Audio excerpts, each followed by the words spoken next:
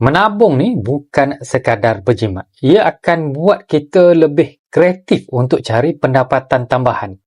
Bila kita ada matlamat simpanan yang jelas, otak kita ni akan mula berfikir cara yang berbeza. Bukan lagi macam mana ingin jimat, tetapi macam mana cara ingin tambahkan pendapatan kita. Orang yang menabung akan nampak peluang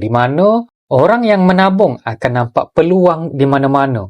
Masa lapang, kemahiran, hasil kebun, perniagaan kecil dan sebagainya. Pendapatan tambahan ni walaupun kecil, tetapi ia tetap bernilai. RM100 sebulan, setahun bersamaan dengan 1,200. Konsisten bertahun-tahun, jumlahnya akan menjadi besar. Satu pesan mentor saya yang saya ingin kongsikan, kurangkan pembaziran dan tambah pendapatan. Maka simpanan kita akan cepat bertambah. Pastikan pendapatan tambahan anda tidak habis begitu saja. Asingkan terus ke dalam simpanan emas. Gram pertama hari ini adalah aset masa depan anda.